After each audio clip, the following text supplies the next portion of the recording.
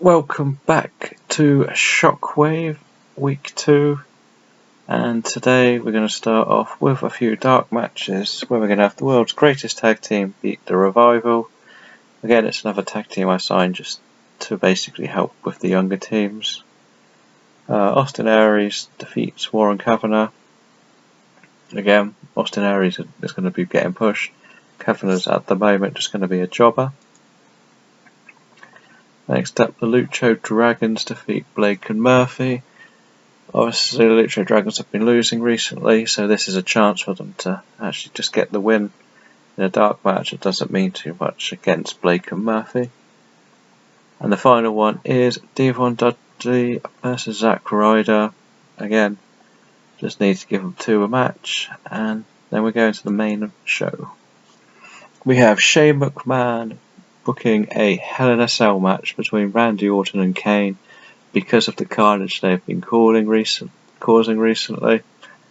And later tonight there'll be a tag team match between Orton and Punk versus Kane and Del Rio. So we'll go and book this match. A Hell in a Cell.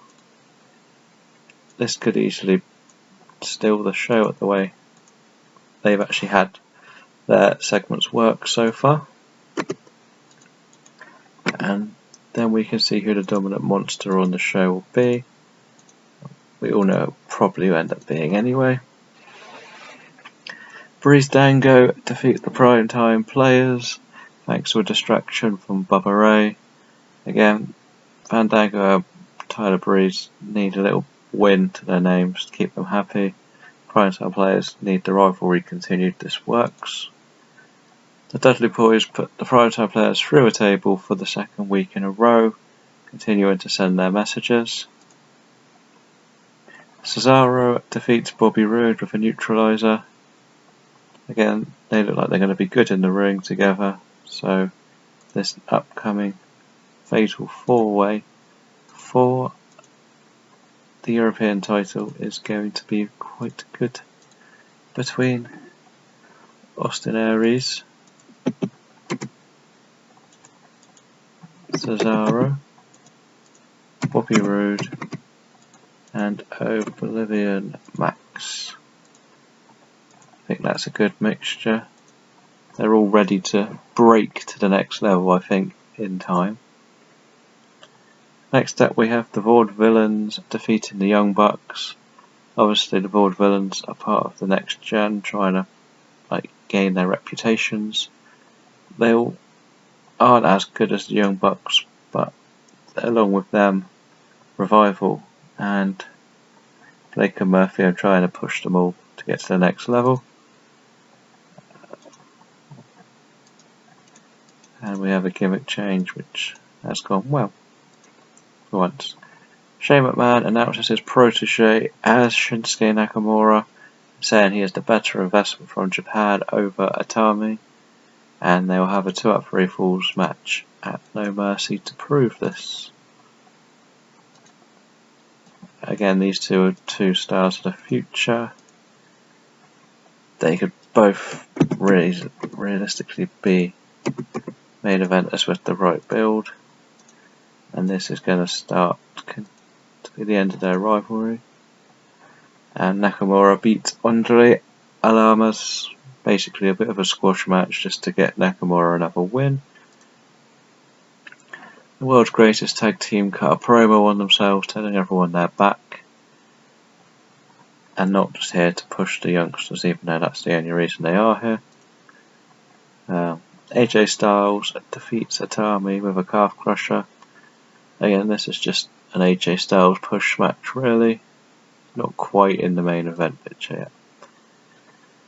Paul Heyman announces that Brock Lesnar will face The Rock in the Open Challenge at No Mercy. Now this is going to be a big match that could steal the whole show. I don't actually know who I'm going to make win, because it could go either way. But then I could also use it to start something with Brock Lesnar. Oblivion Marks defeats Bubba Ray Dudley with a submission, thanks to Titus O'Neil's distraction this time. And this is obviously a debut match for Oblivion Marks, who obviously people might know as Magnus, but it all works for this storyline. He's obviously in his European title picture there in the tag team. They should have better matches than that though. The main event, a 71, that's pretty terrible. But we have Orton and Punk defeating Del Rio and Kane. And we end the show with the Club and Kane dismantling Alberto Del Rio, CM Punk and Randy Orton. And we are completing AJ Styles' turn to be heel. Terrible rating, the show not going to get a good mark at all. A 65, that's awful. Absolutely awful. We'll go back to the main screen and we're back to the home screen and we've got some news to read. Oh, decisions first. Oh, Devon, steroid story again. Great. I'm going to give him a warning. That's basically all. But then that might be a way that I'm going to strip him of that title match that was lined up. And apparently CM Punk thinks Charlie Haas can't connect with the fans. Well, bullshit. He's only there to job anyway.